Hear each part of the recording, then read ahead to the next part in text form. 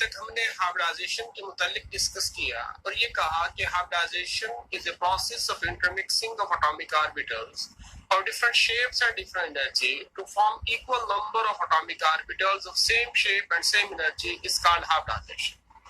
हमने उसमें ये कहा कि अगर s और p ऑर्बिटल्स आपस में मिलकर हाइब्रिडाइज होते हैं तो ऐसी हालत में तीन किस्म के हमारे पास हाइब्रिडाइजेशन बनती हैं, sp3, sp2 और sp.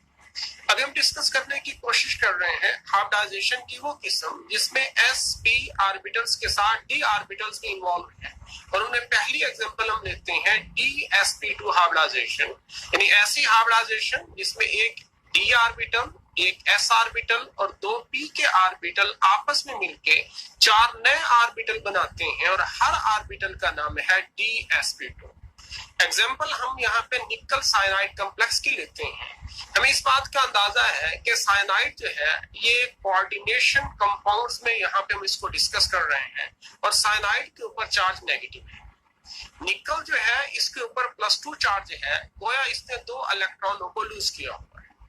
अगर हम ऐसी हालत में कॉम्प्लेक्स को देखते हैं तो हमें इस बात का अंदाजा होता है कि 4 साइनाइड की वजह से इसके ऊपर 4 नेगेटिव चार्ज है और निकल के ऊपर क्योंकि +2 चार्ज है तो इस वजह से मजमूई तौर पे कंपाउंड के ऊपर या कॉम्प्लेक्स के ऊपर जो है -2 चार्ज है.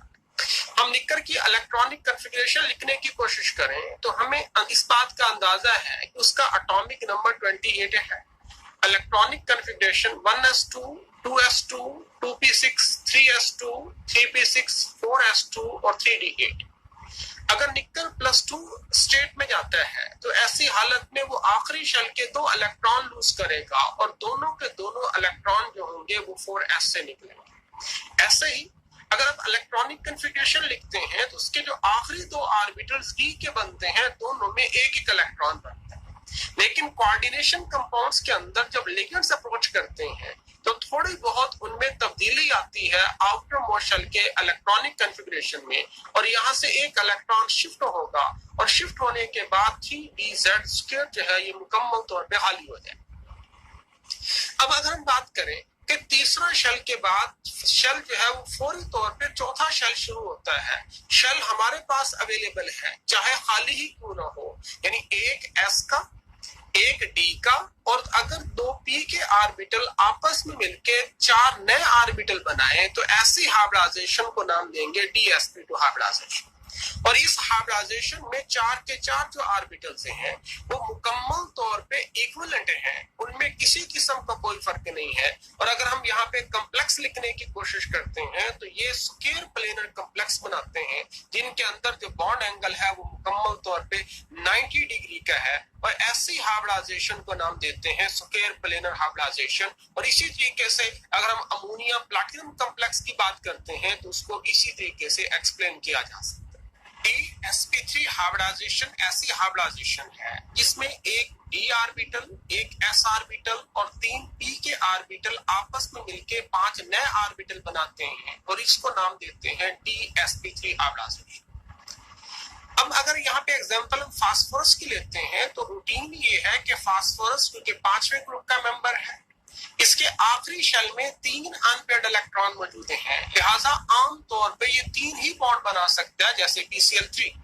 मगर PCl5 की सूरत में उसके पास 5 अनपेयर्ड इलेक्ट्रॉन होने चाहिए और ये तभी हो सकता है जब फास्फोरस एक्साइटेड स्टेट में जाए और इसके तीसरे शेल से एक इलेक्ट्रॉन शिफ्ट होके इसके तीसरे शेल के D में अगर वो जाए तो ऐसी हालत में इसके पास 5 अनपेयर्ड इलेक्ट्रॉन बनेंगे और तब जाके ये 5 बॉन्ड बना सकते हैं.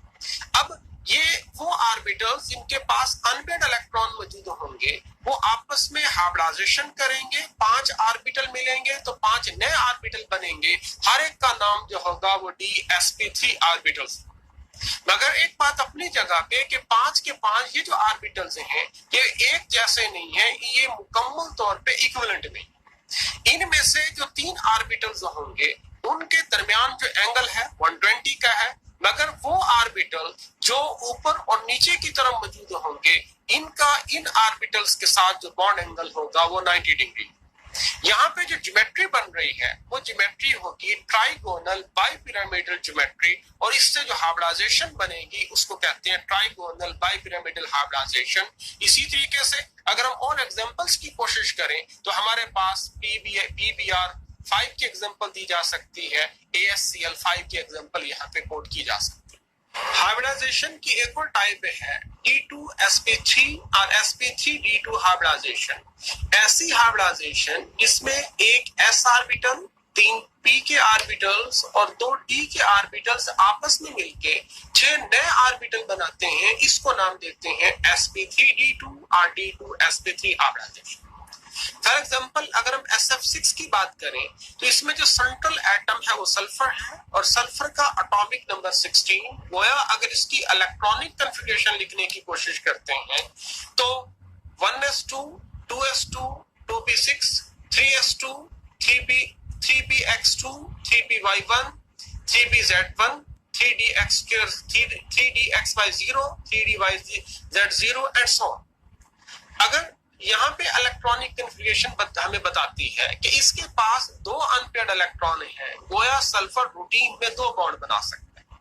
मगर यहाँ पे हमें नजर आता है कि सल्फर इस वक्त 6 बॉन्ड बना रहा है, इसका मतलब कि एक्साइटेड स्टेट में जाएगा और अपने इलेक्ट्रॉनों को प्रमोट करेगा।